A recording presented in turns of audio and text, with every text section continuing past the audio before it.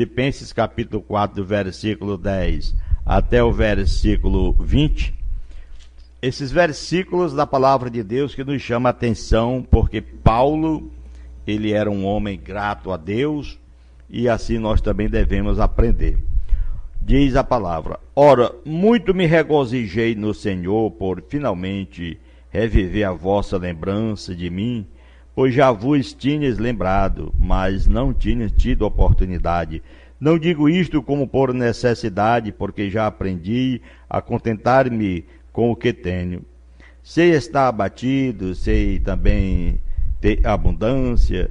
Em todas as maneiras e em todas as coisas estou instruído, tanto a ter fartura como a ter fome, tanto a ter abundância como a padecer necessidade, e posso todas as coisas naquele que me fortalece.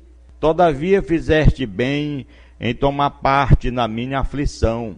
E bem sabeis também vós, ó Filipenses, que no princípio do Evangelho, quando parti da Macedônia, nenhuma igreja comunicou comigo com respeito a dar e a receber, senão a vós somente.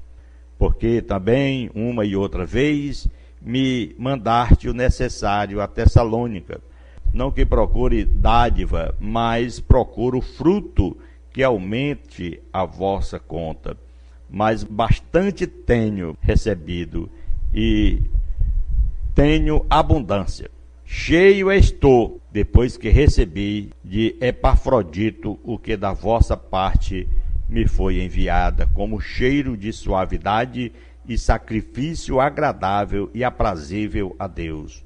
O meu Deus, segundo as suas riquezas, suprirá todas as vossas necessidades em glória por Cristo Jesus.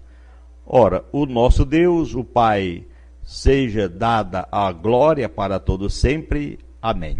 Louvado seja o Senhor. Queridos irmãos, esta parte maravilhosa que nós encontramos aqui do trecho lido, é que Filipenses capítulo 4, versículo 10 até o versículo 23, essa alegria, esse contentamento de Paulo.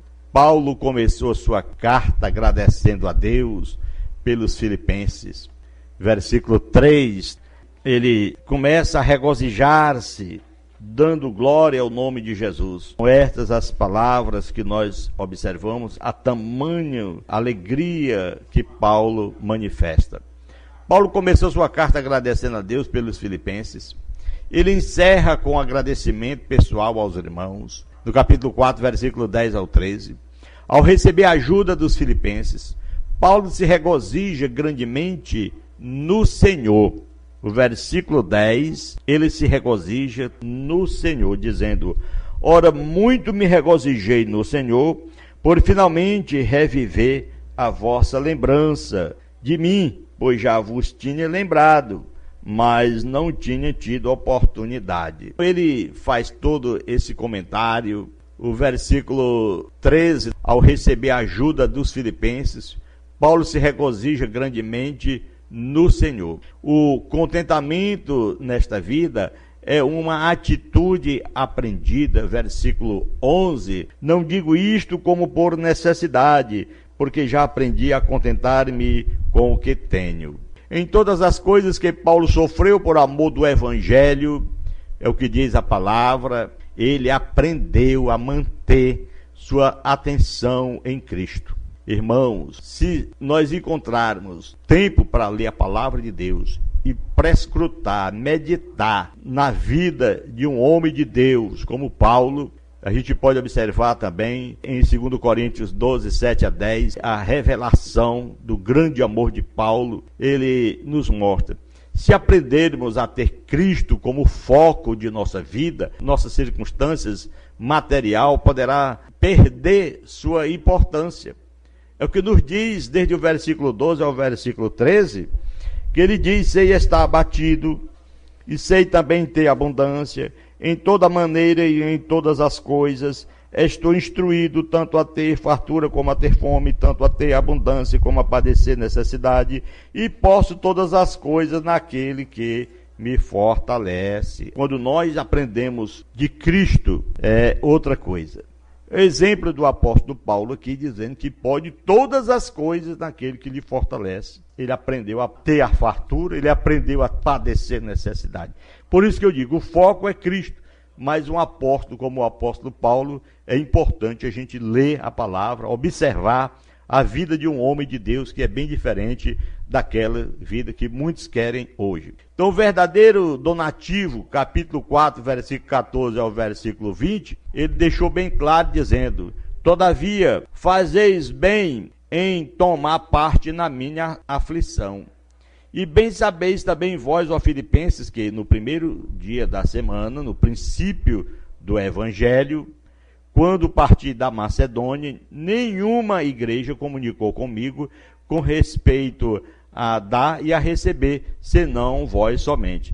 Porque também uma e outra vez me mandaste o necessário a Tessalônica. Não que procure dádiva, mas procuro o fruto que aumente a vossa sementeira, aumente a vossa conta. Mas bastante tenho recebido e tenho abundância, cheio estou depois que recebi de Epafrodito, que da vossa parte me foi enviada, como cheiro suave, agradável e aprazível a Deus. Já não tenho mais necessidade, já não precisa mais os irmãos me enviarem nada, já estou cheio. Aqui faz a diferença para muitos hoje, milhares de igrejas. Ninguém fala esta palavra, é uma palavra proibida, a palavra de Paulo. Essa palavra aqui dizer, cheio estou e já não tenho mais necessidade, desde que quando me mandaram a Tessalônica. É sério demais, essa palavra não é pregada dentro de nenhuma igreja. Ninguém prega essa palavra, é proibido. É terminantemente proibido se dizer que está cheio, que não tem necessidade. Onde foi que já ouviu-se isso? Qual foi a igreja que você ouviu? Essa é a questão que faz a diferença. O verdadeiro donativo, ainda que Paulo não necessitasse do donativo deles para ficar contente, assim mesmo ele se regozijou em recebê-lo, porque eles participaram das aflições dele. Paulo, todavia fizeste bem em tomar parte na minha aflição, disse Paulo. Não que ele procurasse dádiva. Agora que tinham oportunidade de ajudá-lo novamente, não significa fruto para crédito deles. Eles colheriam ricas promessas e recompensas do Pai, conforme o versículo 19. Observe que o versículo 19 diz: o meu Deus, segundo as suas riquezas, suprirá todas as vossas necessidades em glória por Cristo Jesus, o nosso Senhor. A dádiva deles era um sacrifício pessoal, como um aroma suave, como sacrifício aceitável e aprazível a Deus. Não é o objeto do sacrifício que dá a sua suave fragrância a Deus, mas o coração daquele que faz o sacrifício.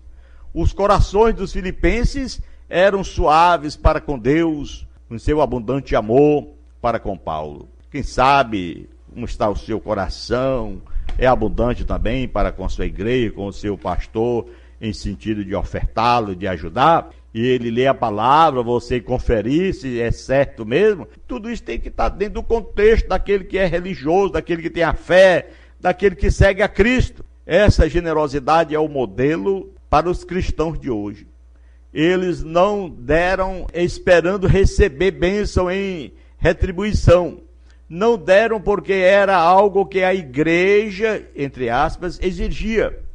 Eles deram em ânimo de coração, sabendo que sua dádiva estava indo para a divulgação do Evangelho e que Deus ama a quem dá com alegria. 2 Coríntios 9:7. É assim que a gente tem que contribuir. Não se o pastor é bom, se o pastor é ruim, não. Você dá com alegria sua oferta para o trabalho de Deus, para evangelizar. Se não evangeliza, então, agora aí sim, é um problema dele. Ele vai prestar conta com Deus. Agora aí é outra história. Não é aquela história de você dar dízimos e ele vai prestar conta com Deus, não. A evangelização, aqui o exemplo de Paulo, está aqui na palavra de Deus, Filipenses capítulo 4. Leia todo o capítulo que você vai encontrar razão para a gente falar como eu estou falando aqui. Saudações e bênçãos do capítulo 4, versículo 21 ao 23. Nosso amor genuíno, disse Paulo, de uns pelos outros, E nosso cuidado com a unidade no corpo de Cristo devem compelir-nos a ver uns aos outros assim como Cristo nos vê. Aleluia. Podemos saudar nossos irmãos em Cristo Jesus. Se há lutas entre nós, será que há? Então temos que humilhar-nos e abandonar nossas diferenças pessoais, no caso, para ajudar uns aos outros a chegar ao céu. Isto é exatamente o que Jesus faz por nós. Filipenses 2, 5 a 11.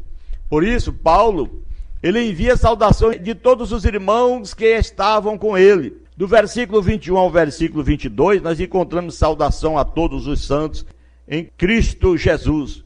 Os irmãos que estão comigo vos saúdam. Todos os santos vos saúdam, mas principalmente os que são da casa de César. Os filipenses haviam ajudado a levar o evangelho até aqueles da casa de César, que se lembravam deles em amor. Em tudo isso, a graça do Senhor é óbvia. Paulo começou sua carta desejando-lhe a graça do Senhor e encerra com o mesmo desejo no versículo 23. A graça de nosso Senhor Jesus Cristo seja com vós todo, amém, disse Paulo quando concluiu essa carta. Onde abunda a graça do Senhor, haverá paz, unidade e força para superar as tentativas de Satanás, a destruir os servos de Deus, que o inimigo sempre está aí querendo destruir, mas o Senhor é quem nos guarda. Que carta maravilhosa! A carta de Paulo nos mostra que a gratidão e bênçãos. Ele começou dizendo que é abençoado, mesmo porque aprendeu a ter em abundância e aprendeu a passar fome. Será que nós já aprendemos isso também? Como é que está aí a sua fé? Como é que está a sua situação? Você aprendeu a passar por necessidade? Aprendeu a passar por fome sem murmurar, sem dizer nada? Aí onde está o caso? Porque nós temos que aprender a servir ao Senhor sem murmurações, sabendo que o Senhor é dono de tudo e Ele é quem cuida de cada um de nós. São essas as nossas palavras nessa manhã maravilhosa que o Senhor nos concedeu. Ficamos por aqui, vamos orar ao Senhor. Senhor nosso Deus e Pai que está no céu, te peço em nome de Jesus, por todos nós que estamos nesse momento a ouvir essa palavra. Ó Deus, amado Senhor, assim como o Senhor foi abundante na vida de Paulo, fez a vida dele abundar, faça também a nossa, meu Pai, transbordar de bênção, de alegria e paz em te servir, e todos aqueles irmãos que contribuem com a tua obra, que contribuem, meu Pai querido, com as suas ofertas. Amado Deus, abençoe a todos, se conosco, em o nome de Jesus, nós suplicamos em o nome de Jesus, nós te agradecemos, desde agora e para sempre. Amém.